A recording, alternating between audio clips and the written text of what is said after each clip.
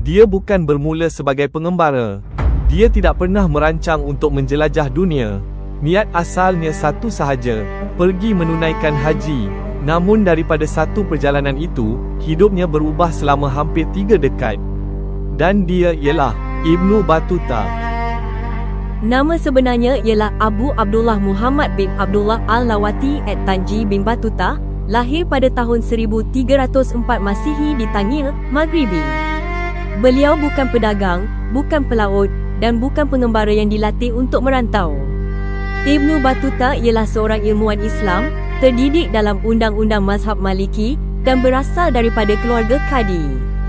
Latar inilah yang membentuk cara beliau bergerak, melihat dunia sebagai seorang hakim dan pemerhati, bukan sebagai pelancong, tetapi sebagai individu yang hidup dan berkhidmat dalam masyarakat Islam merentasi wilayah. Pada tahun 1325 Masihi, Ibnu Battuta meninggalkan Tangil mengikut laluan darat yang biasa digunakan oleh jemaah haji dan pedagang Islam. Beliau melalui Afrika Utara menuju Mesir dan mencatat kota-kota persinggahan serta keadaan keselamatan laluan perjalanan. Di Kahirah, beliau merekod masjid, institusi wakaf dan pusat pengajian, menunjukkan bagaimana kota itu berfungsi sebagai nadi ilmu dan agama dunia Islam. Pada tahun 1326, beliau tiba di Mekah dan menunaikan ibadah haji. Namun selepas itu, beliau tidak terus pulang. Keputusan inilah yang menjadi titik mula kepada kehidupan yang akan dihabiskannya dalam perjalanan selama hampir 3 dekad. Antara tahun 1326 hingga 1330 Masihi, Ibnu Battuta meneruskan perjalanan ke wilayah Timur Tengah dan Parsi. Di Iraq, beliau singgah di Baghdad dan mencatat kesan kejatuhan kota itu, serta perubahan peranan ulama dalam sistem pemerintahan pasca Abbasiyah. Di Parsi, termasuk Shiraz, beliau merekod kehidupan istana, aktiviti keilmuan dan jaringan ulama tempatan. Dari situ, beliau bergerak ke Afrika Timur melalui laluan Laut Merah.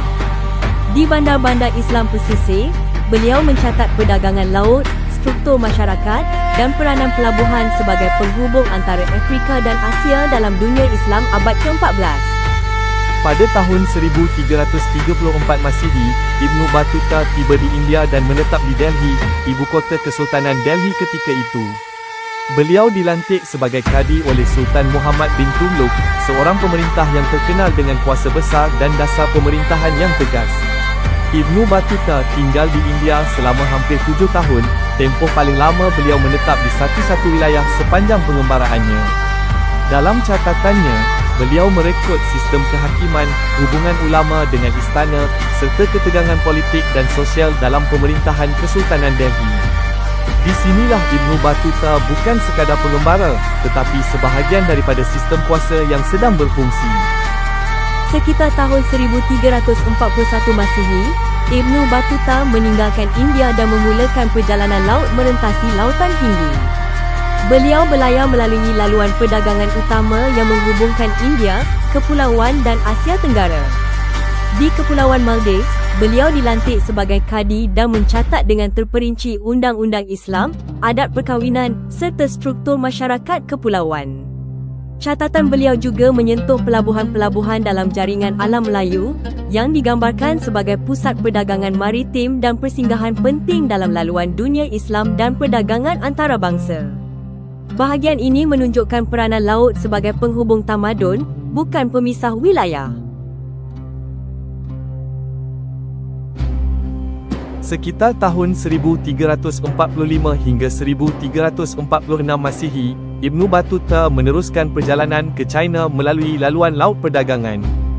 Dalam catatannya, beliau merekod bandar-bandar pelabuhan, sistem pentadbiran, serta kewujudan komuniti Muslim yang terlibat dalam perdagangan dan urusan tempatan.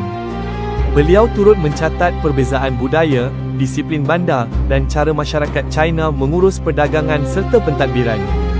Selepas itu, Ibnu Battuta memulakan perjalanan pulang yang panjang dan berperingkat, merentasi Asia dan Timur Tengah sehingga kembali ke Afrika Utara sekitar tahun 1349 Masihi. Perjalanan ini menandakan berakhirnya fasa pengembaraan besar yang telah berlangsung hampir 3 dekad. Selepas kembali ke Maghribi sekitar tahun 1349 Masihi, pengembaraan Ibnu Battuta tidak terus dibukukan oleh beliau sendiri. Sebaliknya, pada sekitar tahun 1354, atas arahan Sultan Maghribi, Abu Inan Faris, pengalaman hampir 3 dekad itu direkodkan secara rasmi. Ibnu Battuta menceritakan keseluruhan pengembaraannya, manakala catatan tersebut disusun dan ditulis oleh seorang sarjana istana bernama Ibni Juzai. Hasilnya ialah sebuah karya bertulis yang lengkap, berjudul Tuhfat an-Nusa fi Garaib al-Amsar wa Ajaib al-Asfar, yang lebih dikenali sebagai Rihlah Ibnu Battuta. Karya ini bukan diary peribadi, tetapi dokumen sejarah yang disusun dengan disiplin ilmu, merakam masyarakat, pemerintahan, perdagangan dan kehidupan dunia Islam merentas Afrika, Asia dan alam Melayu pada abad ke-14. Ibnu Battuta tidak meninggalkan peta, tetapi melalui Rihlah, beliau meninggalkan satu gambaran dunia sebelum sempadan moden wujud.